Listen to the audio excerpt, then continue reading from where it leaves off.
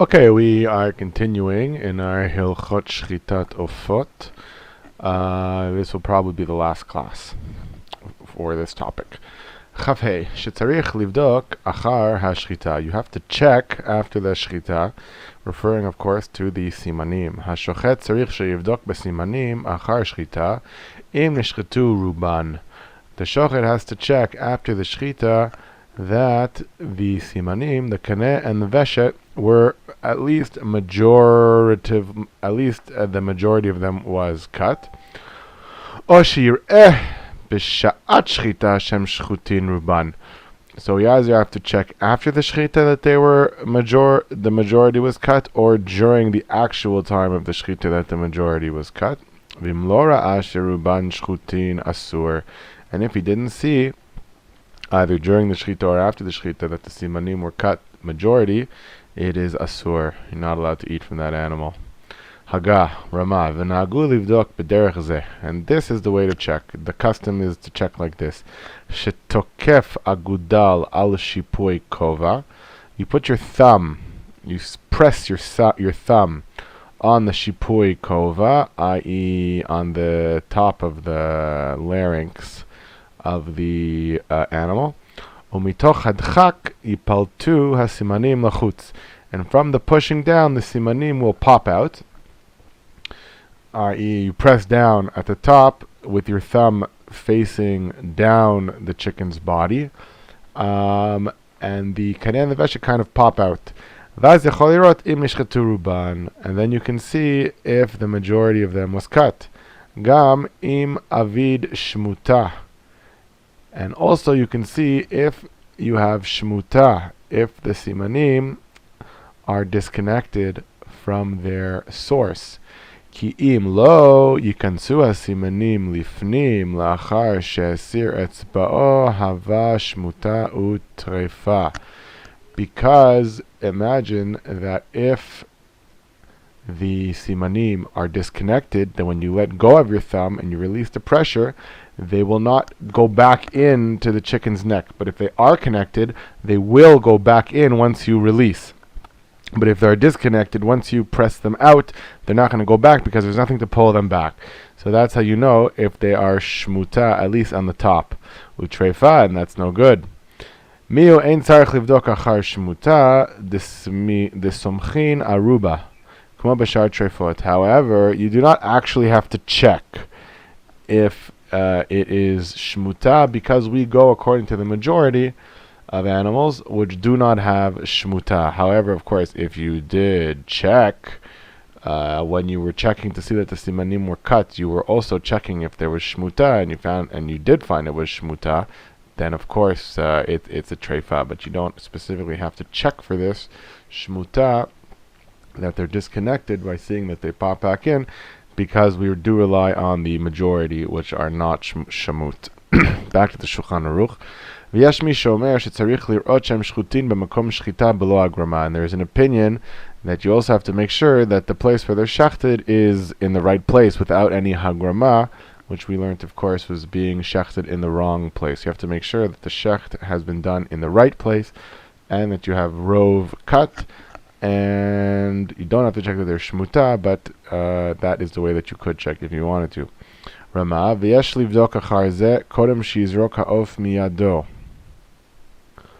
This is the big leniency of the Rama that I was talking about in the last class. And we have to check, i.e. to do the tkifat ha'agudal, and check that the simanim are cut before you throw the bird from your hand. Aval im lo batku tchila borek achar kach. But if you didn't check before you put the bird down and it started fluttering around, then you can check afterwards. And why is this a leniency? We're not worried that when the chicken was fluttering around, the simani maybe got cut more than we actually originally cut it. What am I talking about? Let's say that you only cut something 40%. You only cut the kaneh 40%. And then when you put the chicken down and it starts moving around, it's very likely that the kaneh, the cut, will open more because of the violent movements of the chicken. So he says, actually, no, we do not worry that happened. And this is actually a great leniency. The Bach, he actually tells us that if we did not check the simanim before we put it down, and we're only checking it afterwards, then it has to be fully cut. And if it's only a majority, that's not good. So basically the Bach is saying that the pirkus would not make the simanim become fully cut. That can only be done by a knife, but the pirkus can make it become more open, and therefore he says it can we only allow a check after it was put down if we find the simanim were fully cut. Only then is it kosher. Of course, we saw the Ramah was lenient. The Ramah did not worry about this. The Shach, he is strict for the kaneh, that the kaneh has to be fully cut for us to consider it to be a kosher check after the pirkus. Whereas for the veshet, the majority of it is okay. He apparently says that the kaneh can be stretched open by pirkus more than we actually cut, but he's not worried about that happening to the veshet. And the simla chadasha, he says that for a behema we are like the Ramah. For a behema we are lenient, but for a bird he holds like the Bach. It has to be fully cut. But he does qualify that if it's a majority, there is a possibility for, if it's majority cut, to rely on it. That's where it's at the great majority, i.e. at least 2/3 majority, and a case of a great loss. So that is kind of the machloket about this idea. You should definitely check before you put the chicken down. But if you did not put the chicken down, if you put the chicken down before you checked, so we saw that the Ramah was lenient, he didn't care, you can do the check before or after, doesn't make a difference. The Bach says if you checked afterwards, the only way that you can consider them to be cut is if they're cut entirely, not a majority. The Shach makes the qualification that the kaneh has to be fully cut, but the veshet, the majority, we rely on it. And then the Simla Chadasha says that for behema, we are lenient, but for an oaf, it has to be fully cut, and if it's not fully cut, then it has to be at least 2/3 cut with a great loss, a financial loss that we would incur. Bet habutkim benotza lirot in ishchat harov to'im hem. The person who checks with a feather if the majority of the siman was cut are making a mistake. So the reason for this is because a feather is sharp. It can actually cut the kaneh and the veshet. So if we're using it to check if a majority was cut, that is obviously going to that's a mistake, because it could cut the kaneh or the veshet more.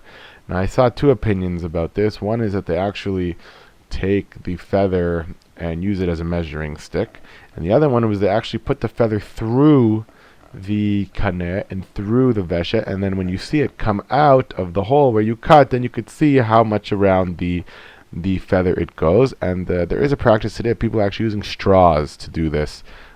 Straws which are not sharp, made of plastic, and they are using this principle.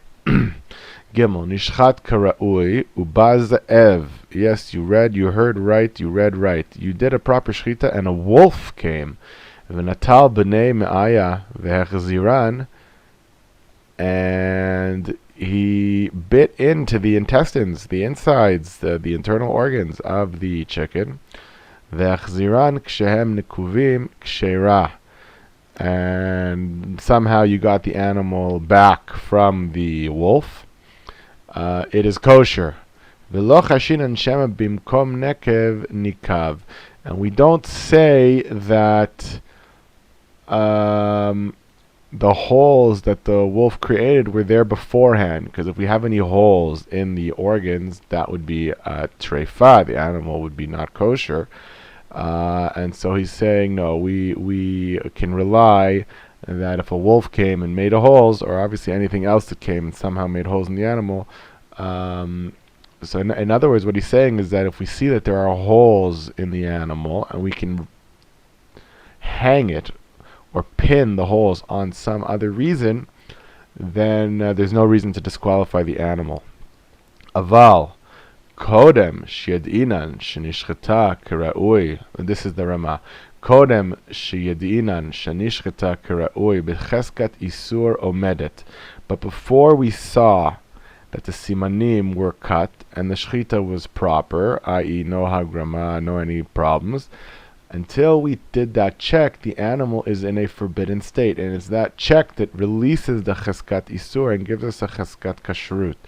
V'chol safek she'ira b'shechita treifa, and any doubt about the shechita makes it a treifa. In other words, if the wolf came and he took the animal and he was biting it before you had a chance to check it, i.e. you could not say that this animal is kosher.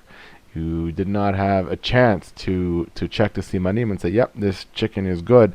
A wolf came before that opportunity. Now there are holes, and I was not able to release the cheskat isur. I remain isur, because I was not able to release it when I did the check. So if the wolf grabs it before you checked it and made holes in it, you're out of luck. So you really have to make sure that you check it right away.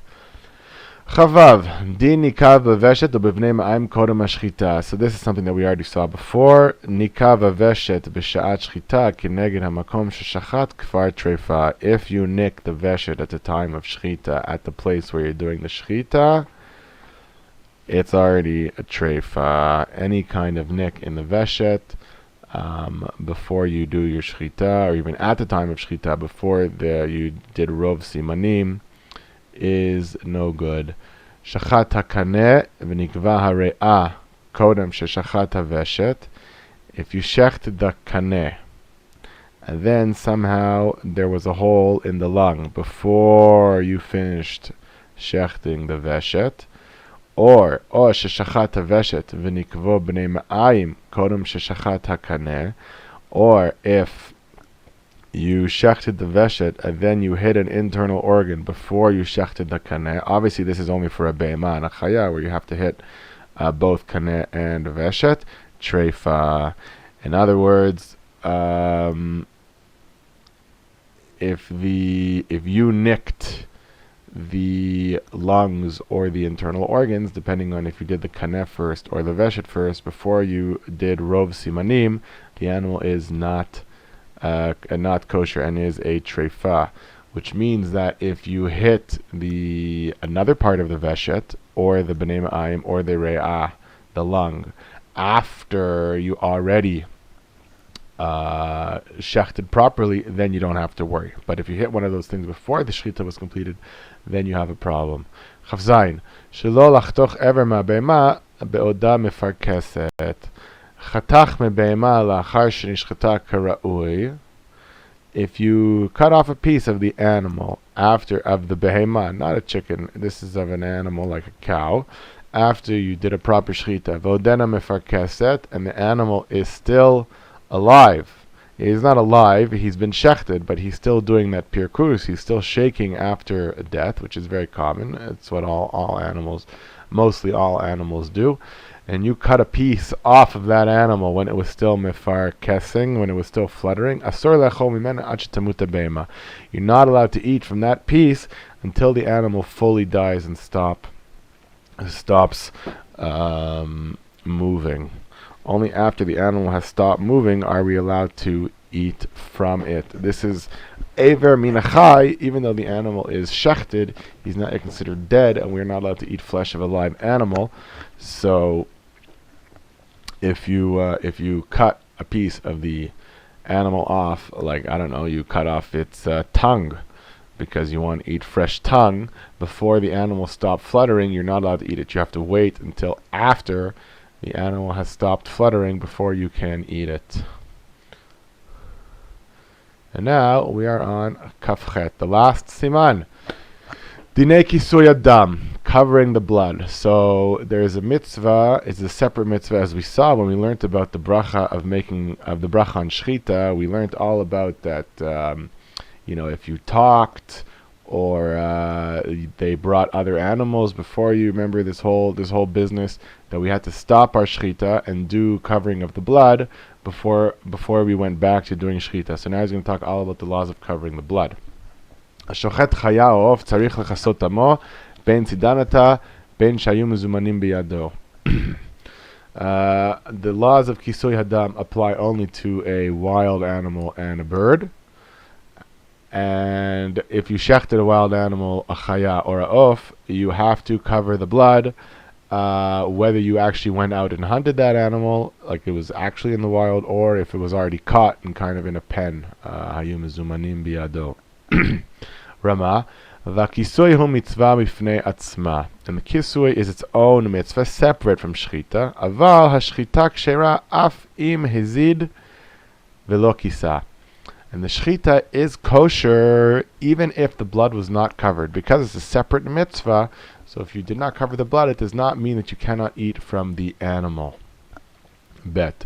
Chayav levarech kodem shichaseh. The bracha before you do the kisui is asher kitshanu mitzvah v'tzanu al kisui dam ba'afar, covering the blood in dirt.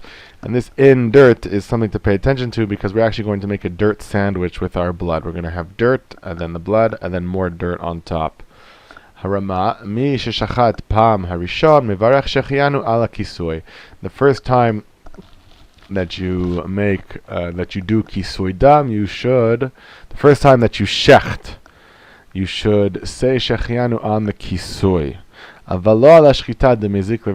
we do not make a shechianu on the shechita, because that is damaging another animal, another a living thing, another creation, and therefore we don't make a shechianu for that moment. It's not a such a joyous moment when we do shechita, because another animal is obviously being killed. But on the kisui dam, you should know this is actually a machloket. Not everybody agrees with this for various reasons, and I believe the halacha is that new shochtim, especially because they're going out to learn, when they go out to learn their first shchitas and their first covering of the blood, do not make a shechianu. Kavi. So this is I forgot what this animal is. It is kind of like a wild mountain, an ovis. It's an ovis, according to Wikipedia. A kavi or a koi. It is a wild mountain ram. Okay, shehu safek chaya. And it is we don't know.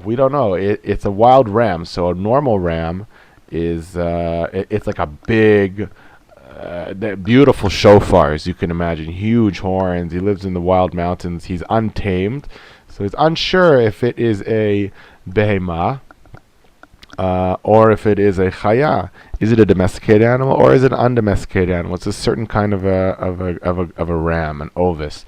Ukli'ayim, so or a mixture of an animal, haba me behema v'chaya, and a mixture of an animal that came from the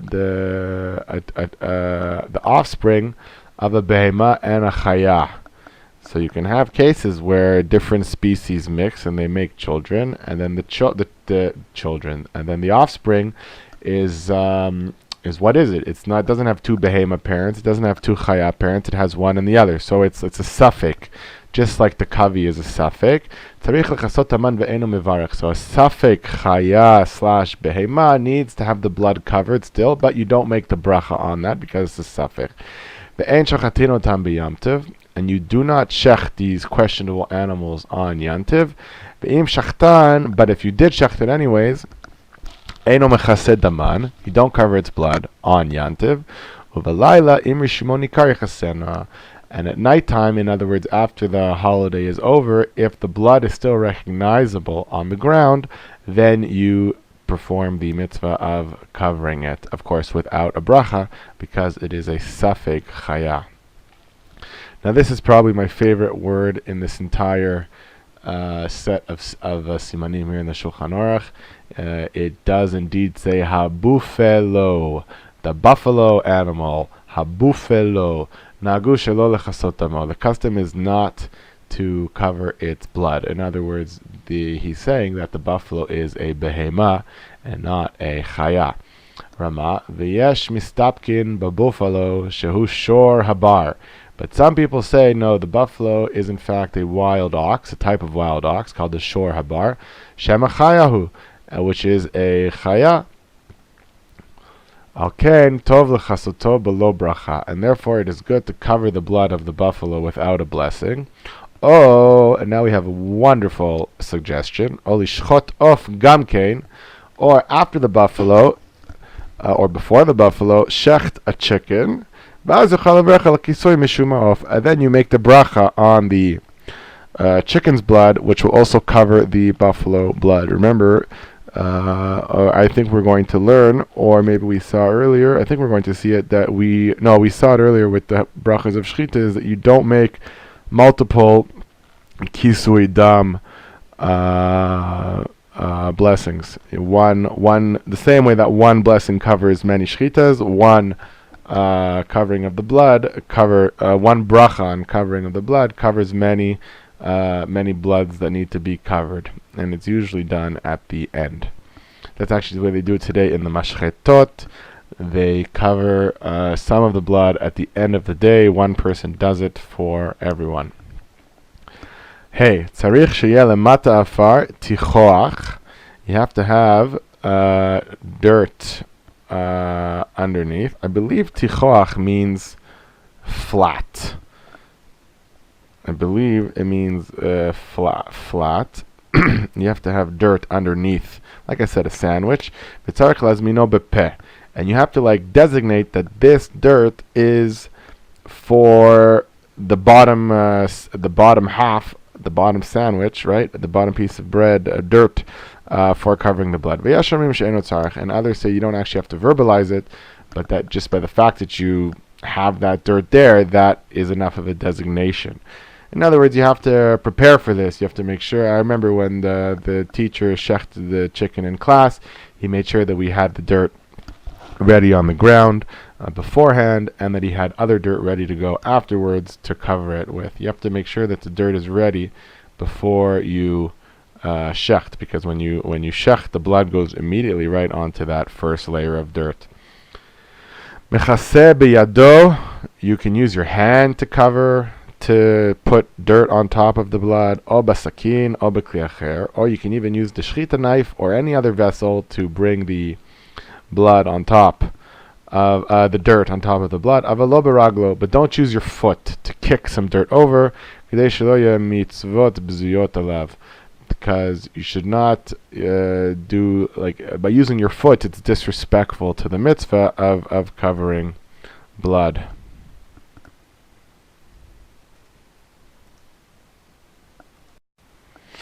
Zayin shachat v'lo haya afar lemata.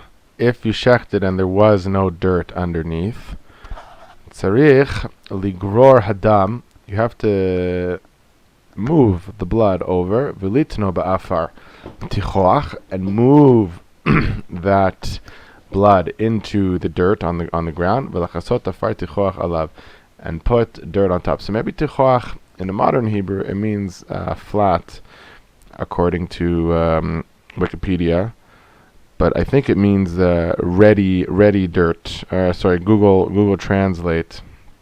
It means ready dirt. I actually should check exactly what this word is.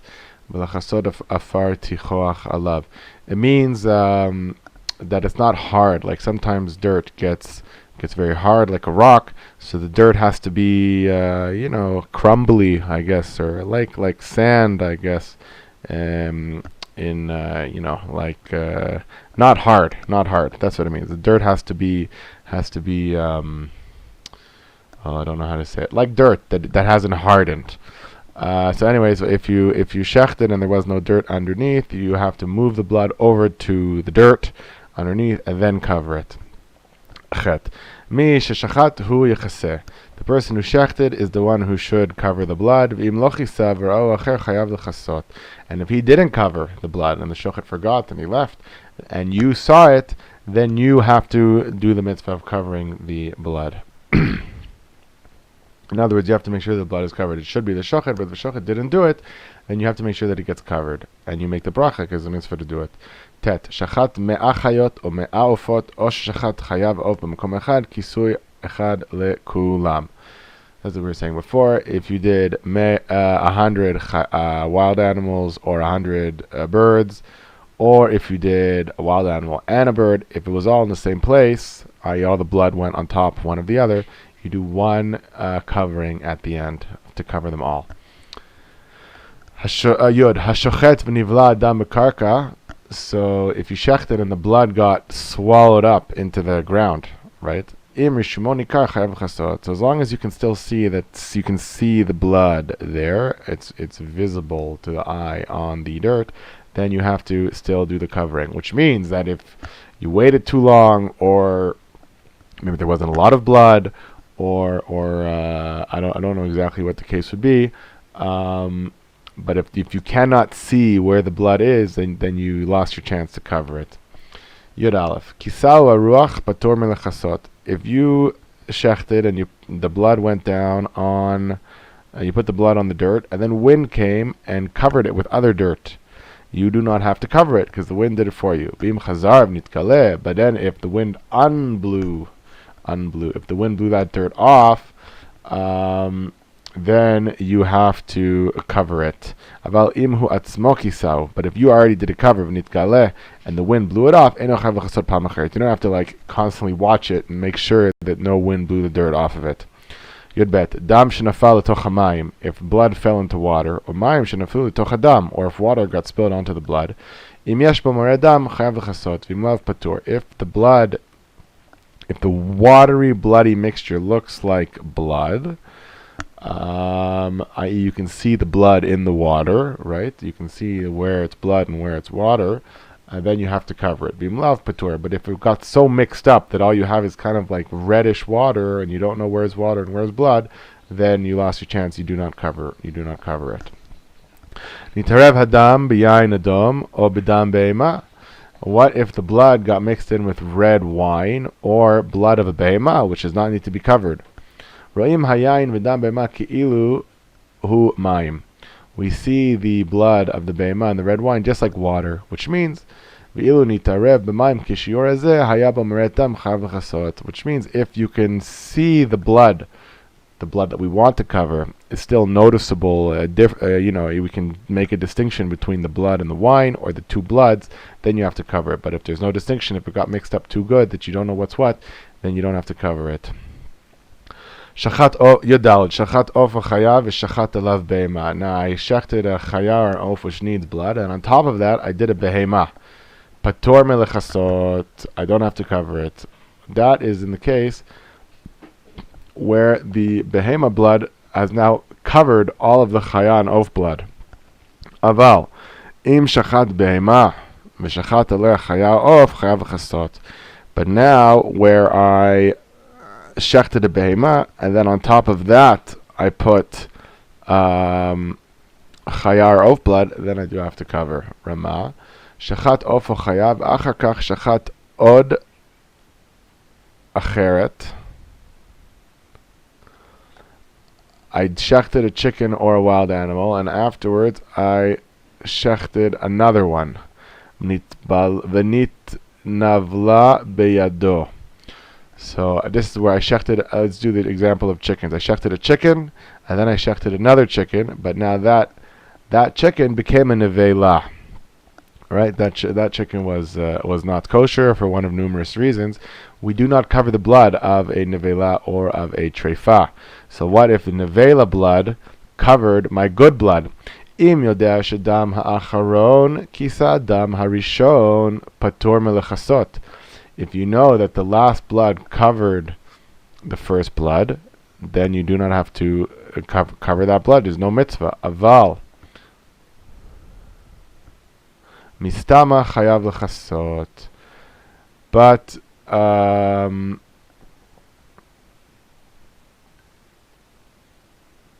mistama, but I do have to.